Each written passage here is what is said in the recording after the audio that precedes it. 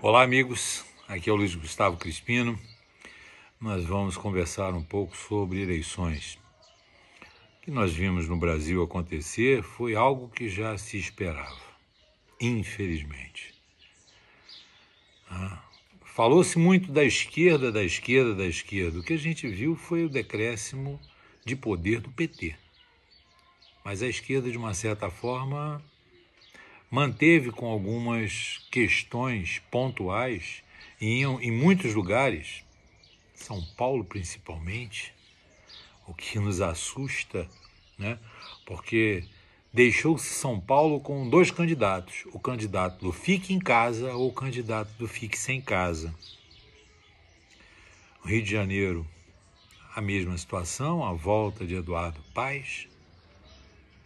E aí a gente começa a analisar o que nós podemos tirar de ensinamento dessas eleições de 2020. O que nós podemos tirar é que nós precisamos no Brasil de ter eleições em papel. Não mais eleições eletrônicas. Eleições essas que são facilmente manipuláveis, visto que dias antes do pleito, hackers invadem o TSE e inibem, prejudicam o funcionamento do sistema do Tribunal Superior Eleitoral. Eleições que deveriam ser fechadas pelo Tribunal Regional foram mandadas para o Tribunal Superior. Candidatos que em votações anteriores tiveram dezenas de milhares de votos, não chegaram a 10 mil votos, quase, não chegaram a 6 mil votos, e podemos colocar aí alguns, não vou ficar citando nomes, mas se for procurar realmente, candidatos que tinham uma votação expressiva em outras campanhas, simplesmente as pessoas desacreditaram neles. Uma coisa que eu falo para todos, e é uma coisa muito pontual, a esquerda é unida, e continuou unida, e mostrou exatamente essa unidade. Batemos no PT, veio o PSOL, PSB, PCdoB.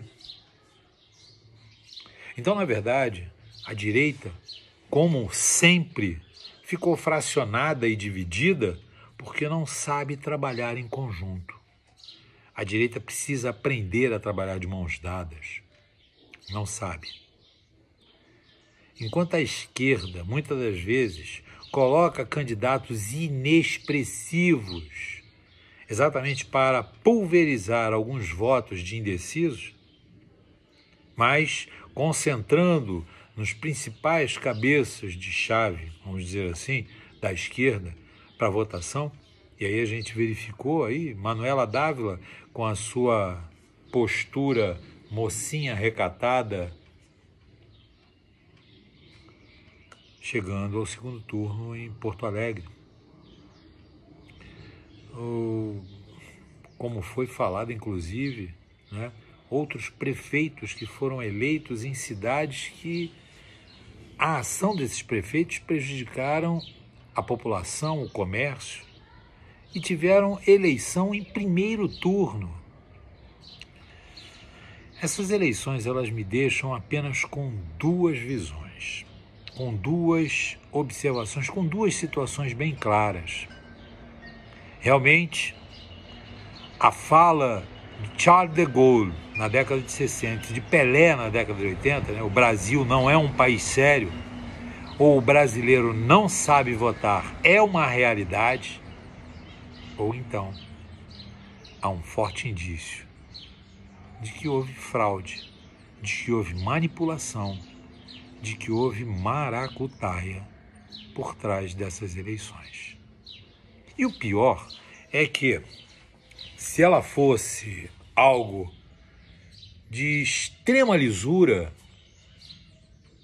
deixasse então o voto ser feito também impresso. Por que não? Se tem tanta confiança, A gente passa daquele princípio de quem não deve, não teme. Então, senhor ministro do TSE, se o sistema do TSE é tão invulnerável, tão preciso, por que é que não se permite fazê-lo imprimir os votos para, num momento de dúvida, poder fazer a recontagem? E agora ainda se vem com a história de votação pelo telefone. Senhores, me desculpem, o Brasil ainda engatinha na política e a esquerda caminha em passos largos. Só que, infelizmente, dessa vez, em 2020, o grande vencedor do pleito não foi a direita e nem foi a esquerda, foi o Centrão. E principalmente o Democratas, que foi o partido que mais teve, pelo menos na minha visão, mais teve candidatos em primeiro turno ou indo para segundo turno sendo escolhidos pelo povo. É complicado querer mudar um país quando o povo não quer mudar. Isso se a gente acredita na lisura em 100% das urnas. Ou a gente não pode acreditar nas urnas porque elas são manipuláveis. Eu não posso afirmar nada, e isso não é uma afirmação, volto a dizer, é apenas uma observação, uma análise política. Ou o povo não sabe votar e se engana e continua sendo enganado e continua deixando-se enganar, ou algo de errado existe no processo eletrônico de votação. Porque aonde estão os milhares de conservadores paulistas que votaram em quem? Em Boulos e Covas? São Paulo é o exemplo mais gritante desse assustador resultado que mostra que um prefeito que lacrou estabelecimentos, que gastou milhares de dinheiro público comprando caixões que não serviu para nada, que, para honrar o seu nome, abriu milhares de covas, e um outro, que se for eleito, vai fazer o quê? Legalizar a invasão de terras? Então, São Paulo fica na mão do fique em casa ou fixe em casa? É muito complicado e muito difícil.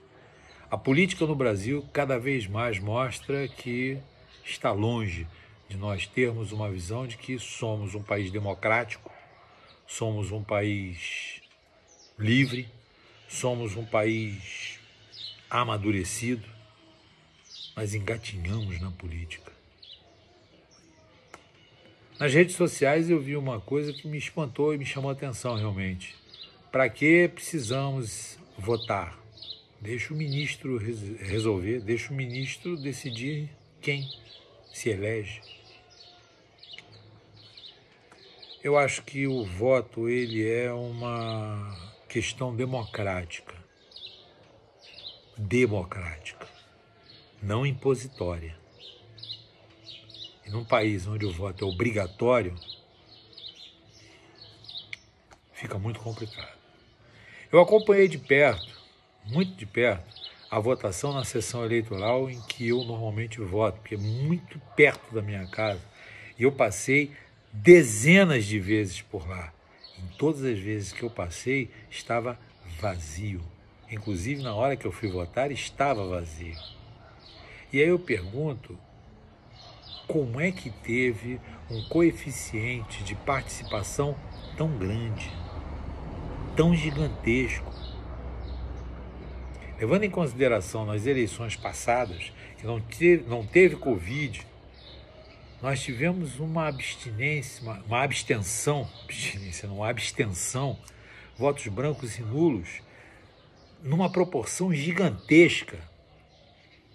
E agora nós tivemos muito menos. É preocupante, mas fica aqui o aprendizado. Eleição no Brasil ainda é para fortes, não é para os fracos, não. Eleições no Brasil ainda é uma coisa para ser muito estudada. Eu sou o Luiz Gustavo Crispino, aqui do canal do Luiz Gustavo Crispino. Um grande abraço, fiquem com Deus e vamos esperar agora o segundo turno em muitos municípios do Brasil para ver como é que fica o painel. Pois esse painel pode ser um mosaico para 2022.